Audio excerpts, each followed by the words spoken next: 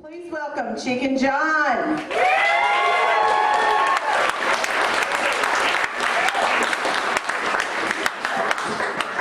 Okay.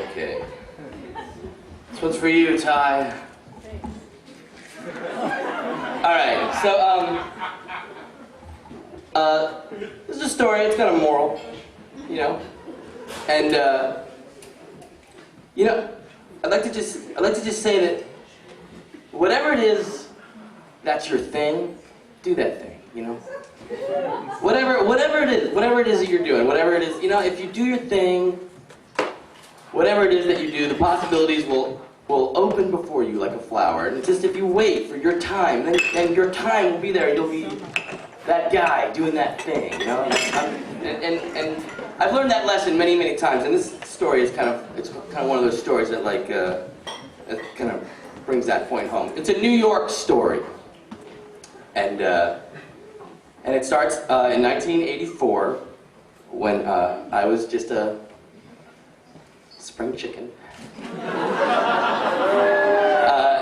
You know, I went to New York City. There's a lot of lights. I was attracted to those lights, and I went there, and you know, you find yourself as a young person on the Lower East Side. You know, like the world is new and stuff, and you know, it's hard to make money in New York. You know, it's like it's expensive, so you do things to save money, like you know, live in a squat. You know, and you know, it's like.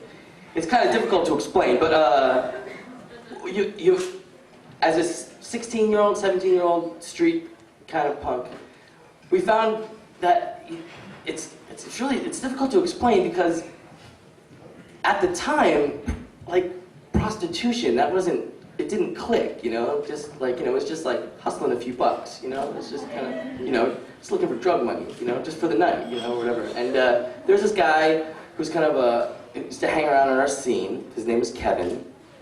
And me and a couple other people would kind of, you know, help Kevin out. And Kevin was this kind of guy, he liked to get walked on.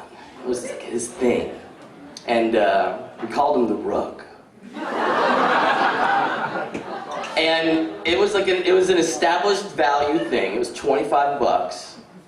And you know, if you walk on him, but like, you know, we didn't live anywhere really, you know, like there wasn't anywhere to go really, so like we do like in corners, like over there, you know, like me and like 2 or 3 friends, like the friends would sit on the park bench in Tompkins Square Park, and Kevin would lay down behind the bench, and I'd kind of walk on him, you know, and stuff, and like, you know, people would walk by, and see someone, you know, and you're like, hey, give me a minute, you know, doing this thing, and he would lay on his back, you know, and you know, you gotta get all the parts, get all the legs, walk on the arms. It's kind of hard to walk. I don't know if you can imagine. It's, you know, it's the balancing thing. It's good to have that bench, you know, and stuff. There's no looking. You weren't allowed to look at him. No, he didn't like that. He wanted to be, you know, in his own thing or whatever, and that's cool, you know, and stuff. And you could feel he had like a hard on. You could feel it, you know, under there, you know, and stuff. And it was about the boot, you know, and it was gender neutral. Guy, like it was above the ankle, he didn't care. You know, that was nothing. That was like, yeah, that's like, you know.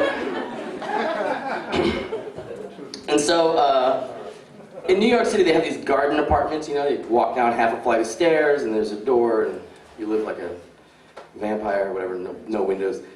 And so, if you're like standing at the bottom of the stairs, like the street is like here, right? And so, you know, when there's no friends to like block or whatever, we'd go like find like a little garden apartment thing, and he'd lay down like in the fucking rat shit or whatever. It's just, it's kind of amazing because New York is like this yuppie billionaires kicked a millionaire out playground, you know, richness and stuff, and like, you know, we were like getting cum on the street. Like that was real. That was kind of, it's fascinating to how things change. Anyhow, so like this went on for a while. It was 25 bucks, but the guy was cheap. And like almost every time I would do this trick, he would try to like pay me in pizza or like, you know, whatever. And I was like, no, dude, you I'm happy to help you out. I do the thing, you know. I want the drugs. Give me the money. Yeah. You know.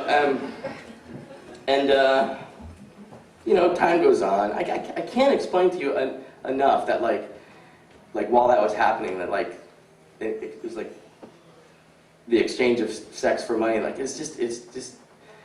You guys, it's a whole different world. You guys have a union here that, you know, like, it's just different. It's not like better or worse or whatever. It's just the world changes. So it's amazing. So anyhow, so that's the story. That's the foundation of the story of the Rook, Kevin, the Rook. So a couple of years go by. My life changes. I'm like running a moving company. I'm doing my thing, playing music, all that stuff. And I see Kevin on the street. And it's like, hey man, how are you? And he's like, hey, chicken, yeah, you looking for some work? I was like, no, I'm good. I'm not, I had lunch, thanks. But it's like, hey, you know, it's good to see you, you know, because it's like a weird thing, you know? It's like, I made you come like, you know, 40 times, you know? It's kind of like, I got like a connection with this guy, you know? Like I knew exactly when to step on his cock, you know? Like when he was like, I don't know, skin clothes, you know, whatever, and stepping on his fucking face and all this shit. It was just like, you know? It's a beautiful thing, you know, when you can communicate with another human being. So it's like, how you doing, man? It's good to see you. I'm glad, you know, I was like, and he's like, hey, you lose or work? No, I was like, it's cool, but I said, yeah, the foot thing work? I said, oh yeah, it's you know, it's whatever. You know, cool. Good to see you. See you later. So, that was 1988, let's say. Yeah, whatever. And you know, a couple years have gone by since 84, 5 or whatever when I was young and hustling and stuff. Okay, so now let's fast forward 14 years. 2002 or whatever. Like my Odeon time or whatever. And shout out for the Odeon. So I go back to New York. Friends having a wedding, and it's weddings and funerals. Go back to New York. And you know, it's like I always walk down St. Mark's Place. St. Mark's Place is kind of like the hate street of New York. And I spent like my whole youth sitting on those stoops and doing my whole thing there. So it's like, you know, when I go to New York, I always take a promenade, you know, down St. Mark's Place. And you know, it's changed a lot. And it's like, whoa, you know.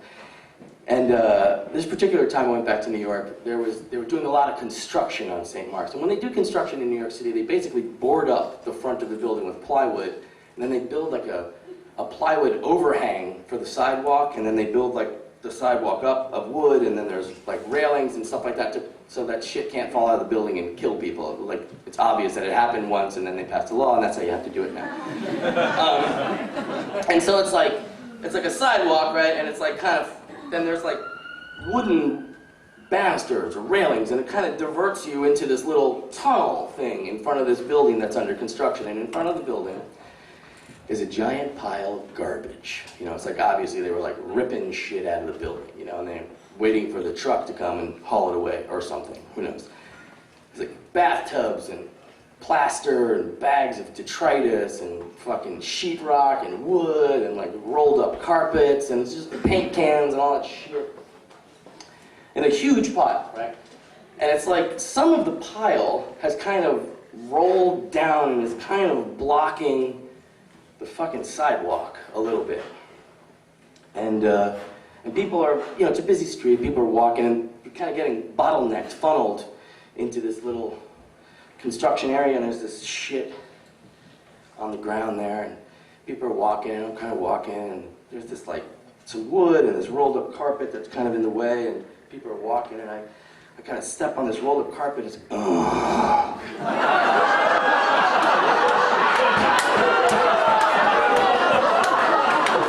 This is a New York story. I warned you, this was a New York story. And it's like, no fucking way! Impossible!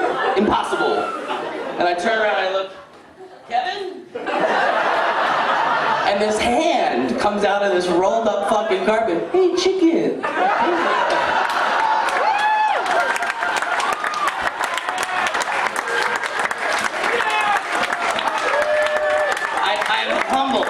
I'm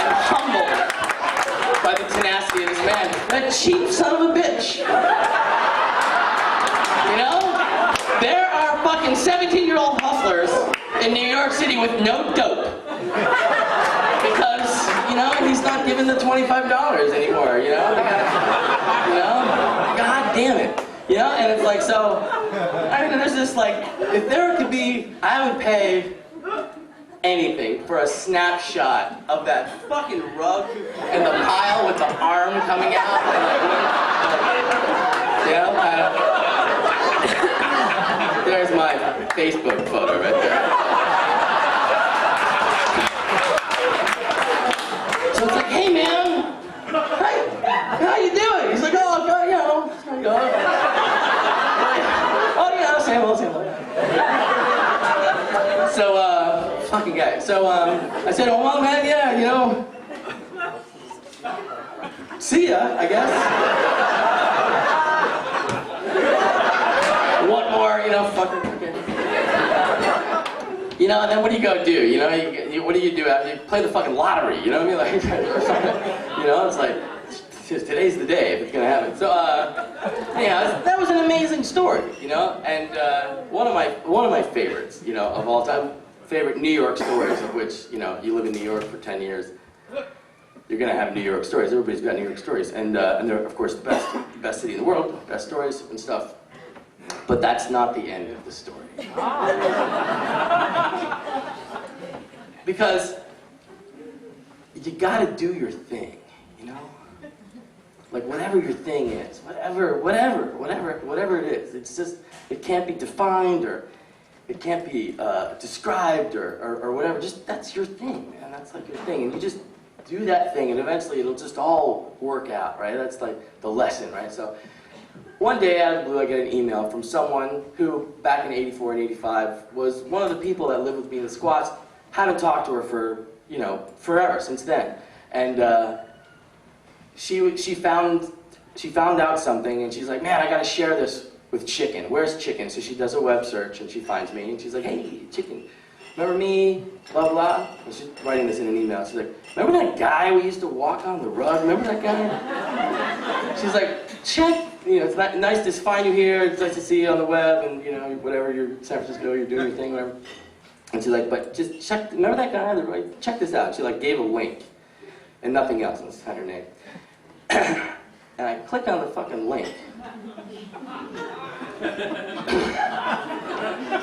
And Kevin Carpet is charging $300 to come to your party and let the entire party walk on him.